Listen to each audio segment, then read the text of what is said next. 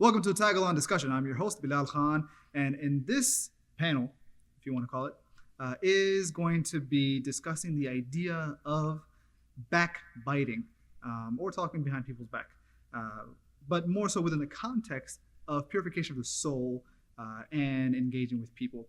Today we have with us yours truly from Houston. We have Ahmed from Tulsa, Oklahoma. We have Hayat from London, UK, and we have Rumaisa from Saudi, originally from Colorado.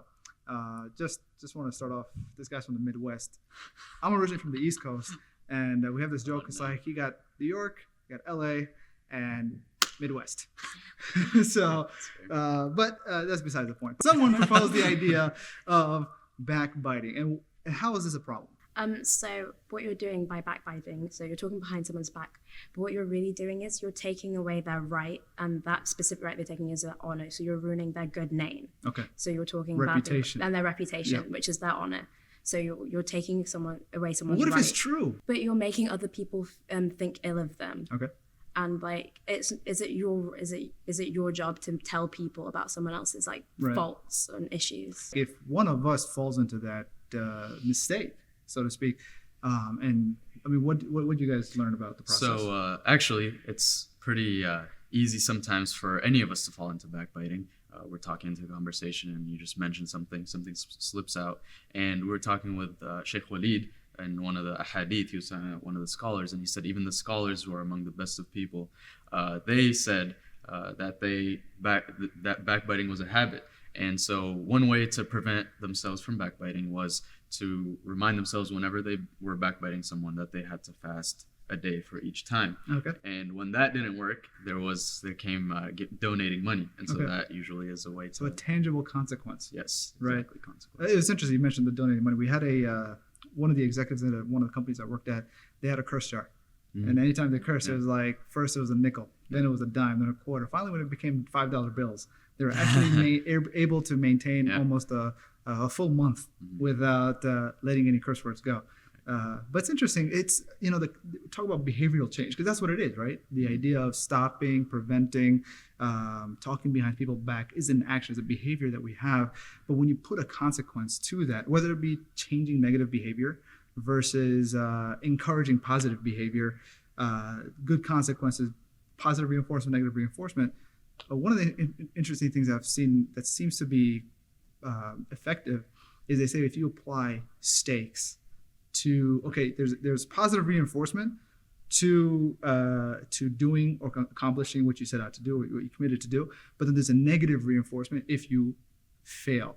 And the idea, it's interesting because Islam is very similar to that, right? You do something, you get rewarded. Obviously, it's in this world or hereafter, but you don't, or you do negative or you don't do it, then there's potentially sin on you. I mean, what do you think would be good ways to implement that concept for backbiting?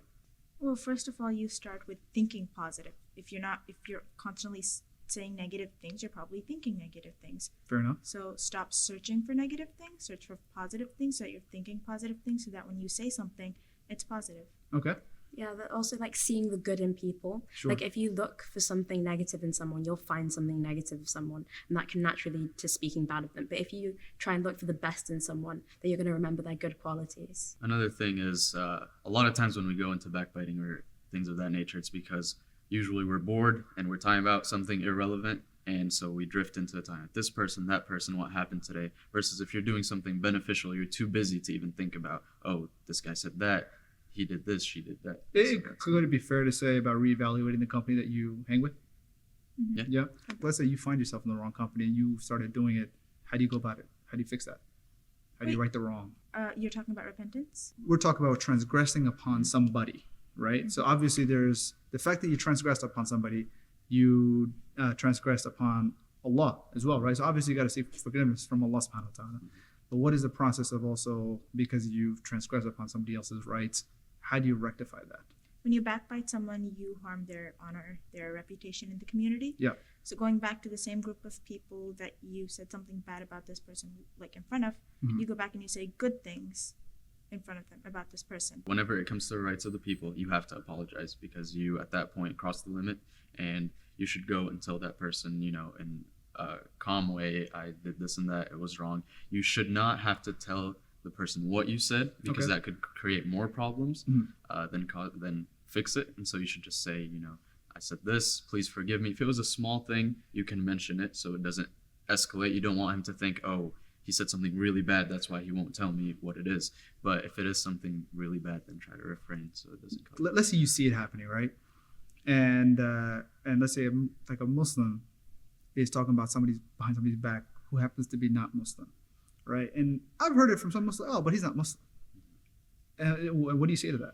That doesn't mean anything, because the rights of people, like this is like in this situation, is not the right of a Muslim, because like there's differentiations between the rights of people and the rights of Muslims, and this is the right of a person. So this includes non-Muslims as well, and we shouldn't disrespect non-Muslims. Like how is that like? How does that help dawah? How does that help our reputation in the community in any way? It's not a matter of what faith an individual follows. The fact that they're a human being is that's their right to be respected and have their honor maintained. Yeah. Right? What are your thoughts? What do you think are the biggest challenges in social ills? I mean, obviously talking behind people's back is one of them.